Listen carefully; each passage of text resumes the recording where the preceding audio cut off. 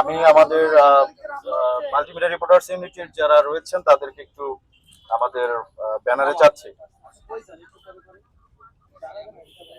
খোকা আসো, খোকা।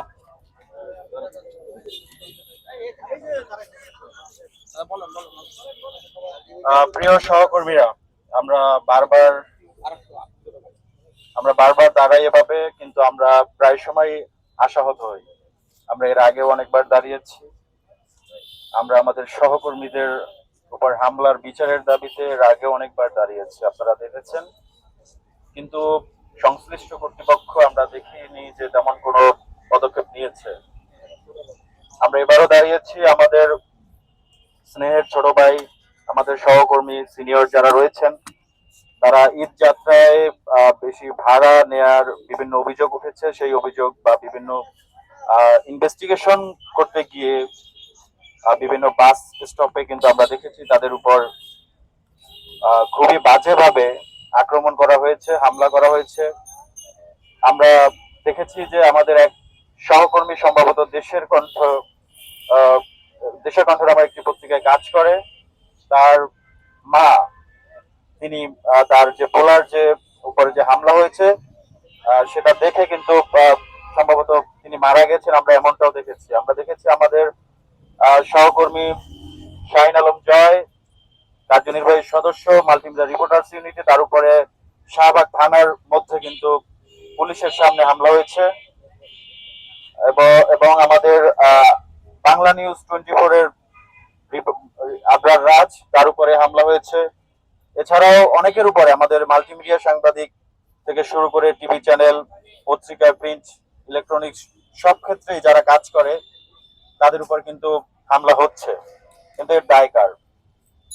আমি প্রথমে বলবো, আমাদের যা সহকর্মীরা আছেন, সিনিয়র যারা আছেন, বিভিন্ন অর্গানাইজেশন আছে, তাদের তাদেরও কিছুটা দায় রয়েছে। কারণ আপনারা যদি হস্তক্ষেপ করতেন, আপনারা যদি একটা শৃঙ্খলা নিয়ে আসতেন, আমরা মনে করি যে আমরা যারা তরুণ আছি, জুনিয়র যারা আছি, বা যারা এখন ফিল্ডে কাজ করছে, তাদের উপরে হয়তো কিছুটা হলেও এই ধরনের হামলা বা আক্রমণ করার আগে তারা ভাবতো যে না, সাংবাদিকদের মধ্যে ইউনিটি আছে, তাদের উপর হামলা করলে বা তাদেরকে আক্রমণ করলে আমাদের ফিডব্যাক, আমরা ভালো হবে না আমাদের ফিডব্যাক, বা আমরা শাস্তির আওতায় আসবো।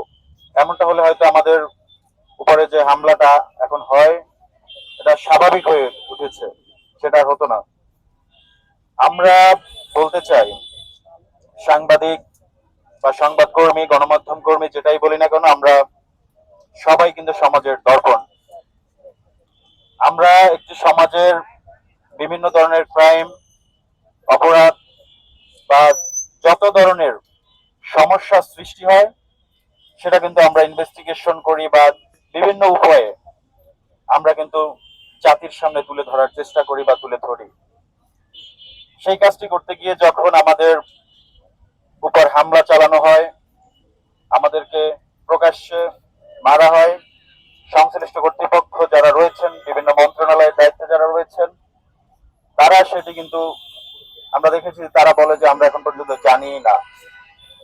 এটা খুবই লজ্জাজনক। আমরা দেখেছি ঈদের যে হামলাটা হয়েছে, ব্যাপকভাবে এটি কিন্তু সংবাদ মাধ্যমে কাভারেজ হয়েছে এবং মানুষ দেখেছে। তারপরেও এর কোনো সুষ্ঠু বিচার বা যে সকল হামলাকারীরা হামলা করেছে তাদেরকে এখন পর্যন্ত বিচারের আওতায় আনা হয়নি। আমরা সংশ্লিষ্ট কর্তৃপক্ষের কাছে এটা জানতে চাই এ বিষয়ে যে আপনারা কি সিদ্ধান্ত নিয়েছেন। আমরা আগামীতে আমাদের যে সকল সহকর্মীরা মাঠে কাজ করেন, মাল্টিমিডিয়া সাংবাদিকরা মাঠে কাজ করেন, খুবই, আমি বারবার প্রায়ই বলি যে মাল্টিমিডিয়া সাংবাদিকরা এখন এই মুহূর্তে সবচেয়ে জনপ্রিয় একটি মাধ্যম, তবে সবচেয়ে অবহেলিত। তারা তারা দেখেন, একটি স্ট্যান্ড, একটি মাইক্রোফোন, একটি মোবাইল নিয়ে যে সংবাদটা কাভার করে, সেটি কিন্তু খুবই ঝুঁকিপূর্ণ ভাবে, তাদের কিন্তু কোনো সেফটি প্রোটোকল এমন কিছু থাকে না। তারপরে কিন্তু তারা সেই ঝুঁকি নিয়ে মানুষের, জাতির সামনে যে সকল সমস্যাগুলো তুলে ধরে, সেটি কিন্তু বিরল। এর আগে আমরা দেখেছি বিভিন্ন আন্দোলন সংগ্রামে, বিভিন্ন আহ, আহ, এই ধরনের ক্রিটিক্যাল মোমেন্টে দেশের মাল্টিমিডিয়া সাংবাদিকদের যে অবদান সেটা কিন্তু জাতি